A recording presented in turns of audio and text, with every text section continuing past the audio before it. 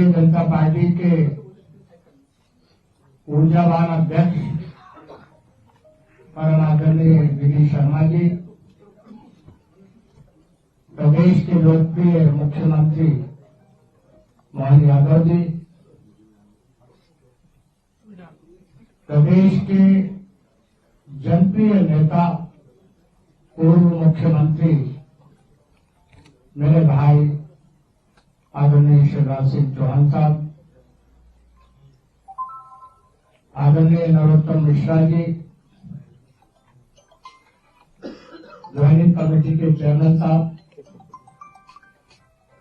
परम आदरणीय कैलाश विजयवर्गीय साहब, जिनसे हमें मंत्र सीखना है कि जो भी चुनाव लड़े तो जीता कैसे जाता। आदरणीय महेंद्र सिंह साहब जो इंचार्ज हैं, मेरे छोटे भाई संजय पाठक जी, राजू खेड़ी जी, और मेरे स्वर में मिलाते हुए, मेरे कदम के साथ कदम मिलाते हुए जो मेरे बहुत महत्वपूर्ण साथी आज यहाँ कांग्रेस से बीजेपी में आए हैं, वो सभी मेरे लिए बहुत मूल्यवान साथियों, सम्मानित पत्रकार साथियों, देवियों और सज्जनों, सबसे पहले मैं महाशिवरात्रि के पावन पर्व पर आप सबको बहुत हार्दिक बधाई और शुभकामनाएं देता हूं। आज का बड़ा पावन दिन है और मुहूर्त भी बड़ा उत्तम है। मैंने जब राजनीति में प्रवेश किया था तो मेरा ध्येय था समाज सेवा और राष्ट्र सेवा का। परतंत्रता की बेड़ियों से जब मुक्त हुआ हमारा भारत, तो आजाद भारत में कांग्रेस की ये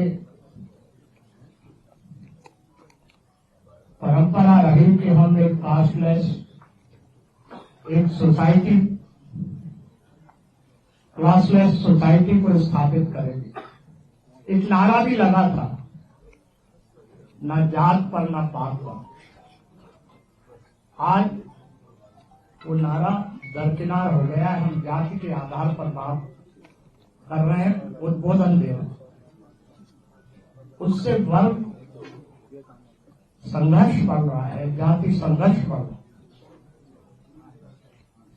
अभी पिछले दिनों में जो कुछ राजनीतिक निर्णय हो रहे हैं कांग्रेस के, जो धार्मिक निर्णय हो रहे हैं, वो बड़े असहज करने वाले हो रहे हैं। आप कहेंगे एक दो का उल्लेख करिए। मैं डिफेंस प्रोडक्शन मिनिस्टर रहा हूं, कभी भी सेना के शौर्य पर प्रश्नवाचक चिन्ह नहीं लगाया जाता, सबूत की बात नहीं कही जाती। जहां तक धार्मिक निर्णयों का प्रश्न है, मैं केवल एक बात कहूंगा, भगवान श्री राम जी के प्राण प्रतिष्ठा समारोह का जब आयोजन रहा तो उसके निमंत्रण पत्र पर एक अमर्यादित भाषा का इस्तेमाल करना, ठुकरा दिया निमंत्रण, ठुकरा। और ये बात मैं इसलिए कह रहा हूं, मुझे आघात इसलिए पहुंचा, मुझे यहां हमारे सम्मानित नेता जो अयोध्या में भगवान श्री राम जी का मंदिर बने, इस बात के पक्षधर रहे, और मैं भी इसका पक्षधर शुरू से। मेरे पास दस्तावेजी सबूत है, आपको दूंगा। अयोध्या में भगवान श्री राम जी के मंदिर का ताला खुलना, शिलान्यास होना, ये किस कार्यकाल में बोला जा सकता था? फिर निमंत्रण पत्र को अस्वीकार करने की आवश्यकता क्या? और मैं साक्षी इसलिए रहा हूं कि मैं द्विपीठाधीश्वर ब्रह्मलीन जगतगुरु शंकराचार्य जी महाराज स्वामी स्वरूपानंद जी सरस्वती का दीक्षित शिष्य। मुझे तत्कालीन प्रधानमंत्री राजीव गांधी जी ने भेजा कि शंकराचार्य जी से पूछ के आओ क्या करना है। मैं आया, पत्र लाया हूं तत्कालीन प्रधानमंत्री का। तो उन्होंने कहा अयोध्या में शिलान्यास हो और तत्पश्चात मंदिर बने। एक नोट भेजा सितंबर 1989 में। 12 सितंबर को मैंने वो नोट दिया। राजीव जी ने जवाब दिया जिसकी प्रति मैं दिखाऊंगा 21 सितंबर 1989 को कि मैंने वो पत्र पढ़ा और तदनुसार काम होगा। फिर उन्होंने कहा कि बोलो उनको देवरा बाबा के पास जाओ। देवरा बाबा के पास तत्कालीन गृह मंत्री के साथ वो गए। उन्होंने भी निर्देश दिए। तब शीशचंद दीक्षित और अशोक सिंघल जी वहां मौजूद थे। शिलान्यास। फिर ये बात आई कि सुप्रीम कोर्ट जो निर्णय करे या उभय पक्ष जो तय करे, सुप्रीम कोर्ट ने निर्णय कर दिया। हमने उसका स्वागत किया। फिर निमंत्रण पत्र स्वीकार करने की आवश्यकता कहां से आ गई?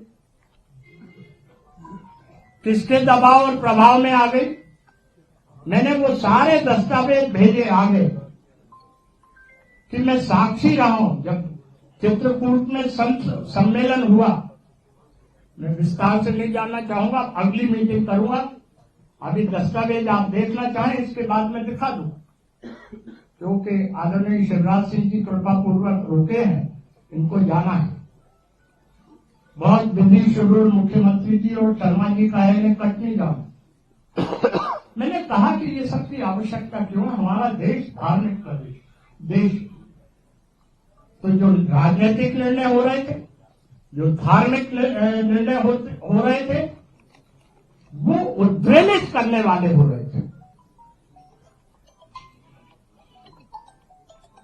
रामचरित मानस में गोस्वामी तुलसीदास जी ने कहा है कि जाके पीर न राम विदही तजिए ताई कोटि नैरिसम यद्यपि परम सनेही। कोई कितना ही प्रिय क्यों न हो, अगर वो राम जी का अनादर करे तो उसे छोड़ दो। तो मैंने कांग्रेस छोड़ सनातन धर्मी तो भाई को संशोधित कर दो, जाके पी न राम बैठे ताको वोट कदापि न देगी। मैं ये कहना चाहता हूं पंडित जी, अब तो स्थिति ये है, मैं बहुत शालीनता से बोलता हूं लेकिन संकेत में बोलता हूं। राख के ढेर पर न शोले हैं न अंगारे हैं।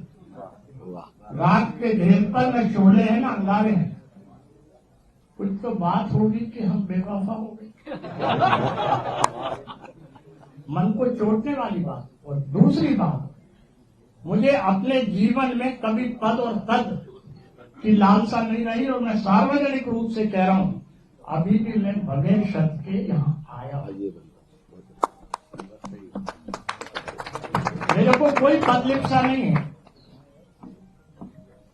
और जब मुझे दिल्ली से पूछा गया कि क्या, मैंने कहा कोई चाहत नहीं, बहुत मिल गई। ये चाहत हमारे यशस्वी, तेजस्वी, ओजस्वी और तपस्वी प्रधानमंत्री ने पूरी कर दी कि अयोध्या में भगवान श्री राम जी का मंदिर बनने जा रहा है। हमें गर्व है। उनके कार्यकाल पर, उनकी उपलब्धियों पर मैं बाद में विस्तार से बात करूंगा, ये समय नहीं। लेकिन कुछ तो बात है कि जनादेश उनके पक्ष में हो रहा है। वही है वही जो राम वही हो। इसलिए मैं विनम्रता पूर्वक सर झुका के आप सबका सम्मान करता हूं, आभार प्रकट करता हूं कि आपने अपने व्यस्त कार्यक्रमों में से समय निकालकर हमारे इन साथियों को ऊर्जा प्रदान की। और हमें ये सौभाग्य मिल रहा है कि जिस पहले वाक्य से मैंने बात की थी कि मेरा लक्ष्य था राजनीति में प्रवेश का, कि मैं देश सेवा करूं, अब राष्ट्र सेवा की भी बात है और भगवान श्री राम जी के चरणों में अर्पित सेवा की भी। इन शब्दों के साथ मैं आप सब, खास तौर से जो हमारे पत्रकार साथी हैं, उनके प्रति भी आभार व्यक्त करता हूं कि उनका प्रारंभ से मुझे सहयोग मिला है। हमें अपने प्रदेश को, जिसके हम वासी हैं, उसे प्रगति और विकास के द्वार पर हमें आगे बढ़ाना है। देश मोदी जी के नेतृत्व में अंतर्राष्ट्रीय स्तर पर ख्याति प्राप्त करे, इसी कामना के साथ मैं अपनी वाणी को विराम दूं।